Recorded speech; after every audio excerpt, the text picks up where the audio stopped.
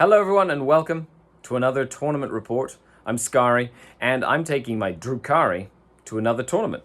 This is an event in Sudbury, Ontario, Canada, and as always, let's break down the list, go through my games, and see what worked and what didn't work as I develop a brand new Drukhari army.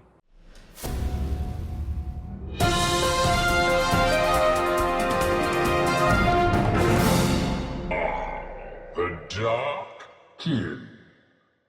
Now, a big shout out to Dustin from the Stud or Scrub podcast, because without him, this list wouldn't have kind of come alive. As you can see, doing some work here, getting some stuff ready for a really cool narrative campaign that I'm going to be doing with John the Cron. So make sure you stay tuned for that. But let's dive into the list and what makes it tick. Here we have 2,000 points of Drukhari. So looks like not normally as much as I take. It's more than like my Coven stuff. Not as many racks. But this list, holy moly. The whole point of this list is to kill stuff. So hopefully, let's see what it breaks down to. Building a Drukhari list can be quite confusing. You can build it as a Realspace race, a Realspace raid, or as a triple patrol. I decided to go for triple patrol, mainly because I wanted to run Drazar as the Warlord. Now he can have the Warlord trait, Hatred Eternal, which gives him reroll all hits and wounds, making him very killy. He's leading a dark Techno monster Coven. And I have 1 unit of Rax with a Hex Rifle, 1 unit of Incubi, 1 unit of Mandrakes and Drazar. That's 4 units of infantry. So I can take 4 dedicated transport Venoms with double Splinter Cannons. The Dark Techno monster allows me to give +1 to wound and +1 damage to my ranged weapons at the cost of taking some mortal wounds. So the idea here is to make the Splinter Cannons 3 damage. The poison rule doesn't get affected by the +1 to wound, so they'll still be wounding on 4s in those cases. However, against vehicles and Titanic, they use their strength value. Splinter Cannons being strength value 3 means that against vehicles that are toughness 5, I'll be wounding normally on 5s with +1 to wound will be 4s. And against other vehicles and Titanic, instead of wounding on 6s, I will be wounding on 5s with 3 damage weapons. The second patrol is a patrol of the Cabal of the Obsidian Rose. I haven't really used Obsidian Rose very often. However, the extra range should allow me to deal with threats at longer ranges like knights, for example. And it allows me to put in a unit of Trueborn that gets a reroll to wound roll. With so many things that prevent rerolls to hit, I'm thinking that the reroll to wound roll might be better in the meta right now. Archon Skari himself is armed with a Djinn Blade, so he's taking a relic, and he's taking the Ancient Evil Warlord trait as well as his Blast Pistol to give him the ability to fight twice, once per game, as he's a Master Archon, and have 3 damage attacks, which should be good in close combat. The Trueborn, which you talked about, with a Phantasm Grenade Launcher, 2 Blasters, and a Dark Lance for some longer range firepower, and then 2 more units of Incubi in that detachment as well. To round out the detachment, we have 2 Raiders, one of which has Grizzly Trophies, and one of which has a Phantasm Grenade Launcher. Both of them have Dark Lances, and they're designed to carry either the Trueborn and the Witches into combat. The last part of that patrol is the Court of the Archon. 27 wounds, very fast, very killy, lots of attacks, very durable. It is basically a great anvil to the list, and because I'm not running any grotesques, it sort of fits that role of durability. The last detachment is a Witch Cult of Strife detachment. Lots of witches, lots of killing power, lots of speed. The Succubus is running with the Triptych Whip and Precision Blows, doing mortal wounds and the ability to do lots of damage into things. She is a show stealer, so she can jump around in combat, making it very hard to deal with.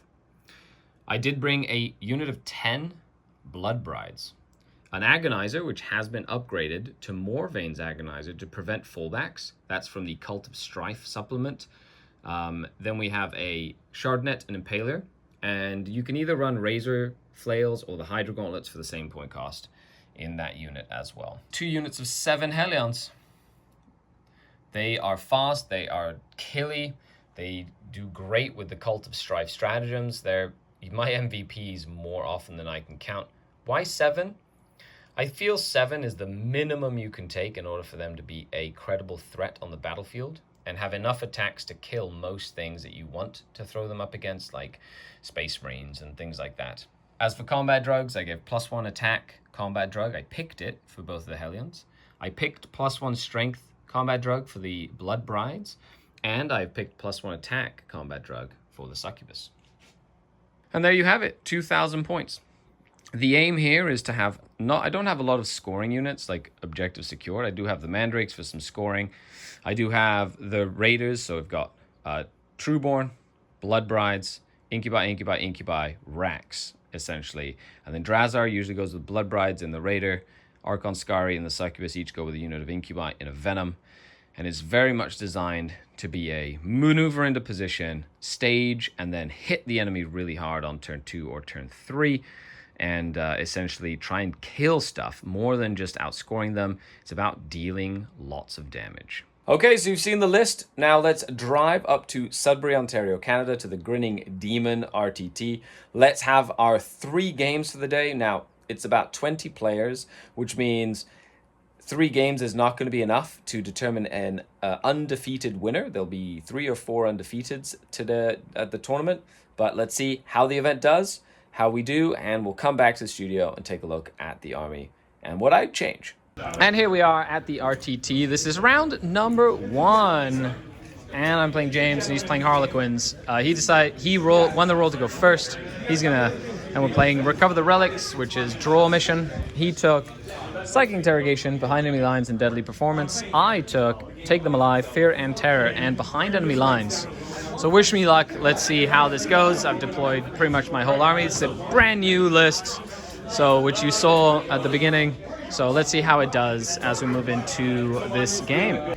Well, we did finish taking up everything. The Drukhari were able to take the victory on this game, 93-42. I was able to really push up and stop the Harlequins from advancing and passing the halfway line. And of course, with a couple of the secondaries my opponent took, I was able to take advantage of Psychic Interrogation and Behind Enemy Lines to stop him from scoring as much as I could and literally just pushing into his zone. So with that, on to round number 2. For game 2, I am playing against Davis. Oh, that's right. He's playing Chaos with Abaddon, Black Legion. We're playing the mission that nobody likes, which is, oh shit. There you go.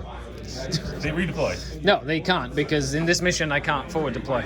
Because nobody likes this mission and we never play it, so those Mandrakes have to stay not in the midboard. So in that, we've got, it's going to be a good fun game. Davis is going first. He's got Take Them Alive. He's got Ritual, The Long War, and Rise to Glory. He's trying to kill my tanks and stuff with characters and all that good stuff. He's trying to kill me off of objectives. And then I took Take Them Alive, Behind Enemy Lines, and No Prisoners. So it's going to be a slobber knocker. Wish us luck. Wow, what an end of game. It ended up being 80 points for Chaos, 84 for the Dark Eldar. Davis, what a crazy game, buddy. That literally was 19, 23, 23-point swing on turn 5 because I went second. That was nuts. Literally came down to the last turn. And some Hellions hanging on to dear life in the middle of the board against a bunch of Terminators. But what a great game. Terminators with Illusory Supplication, and Abaddon, no joke. Abaddon is a monster. So I just killed him. Just with rolled 11 on a Phantasm Grenade Launcher. Did a mortal wound. He had 1 left. It was great. Okay, Davis, what a fantastic game. We should check out BPO. Absolutely. Link will be down below. BPO is coming up, folks, in November. If you aren't signed up, then definitely look at sign up as a backup team in case any teams end up taking off. It is currently full, but it's always an exciting day. Big team tournament up here in Sudbury. Looking forward to it. That's right, 5-person team event. The link to the page will be down in the description. Okay, with that, on to game number 5. 3. It's only a 3-round event today. Okay, after that nail-biter of a game on round 2, playing against Necrons today. Really cool looking Necron army with like some really neat conversions. Big scarabs, little things that reanimate scarabs, Scorpex, Immortals, the King, Illuminosaurus, the Nightbringer. Oh, it's going to be great. We're playing Death and Zeal. I decided to take No Prisoners, Take Them Alive, and Behind Enemy Lines. And The Necrons have taken ancient machineries, aeons, treasures, and purge the vermin. Because I'm vermin, apparently. That's how I get. That's how they roll up here in the north. Okay, with that, let's wish me luck for the game. Okay, so that's the end of the game. I did end up taking that 96 for the Drukhari to 63. I was able to really stop it from getting treasures of the Aeons and purge the vermin because I just pressured his zone with my behind enemy lines. At the end of the day, it was an absolute bloodbath. There was one little mistake that he made over here which allowed me to essentially stop him from an Aeons and take an objective and kind of just put the differential in my favor more. And at the end, it was just the king versus the whole what I have left. But we beat the crap out of each other. Okay, with that, we'll go back to the studio and break down the list. As always, what I liked, what I didn't like, and things I'm going to change as I develop it for match play. And we're back after the event. Oh my goodness, what a tournament. It was really, really fun. Great events, great tournament. Thank you so much to Justin who puts it up. I came in second place. That's right, I got a really cool trophy. It's a demon. Look at that. It's a smiling demon thing. Oh, it looks so cool. It's silver though, because I did get second. I did go undefeated.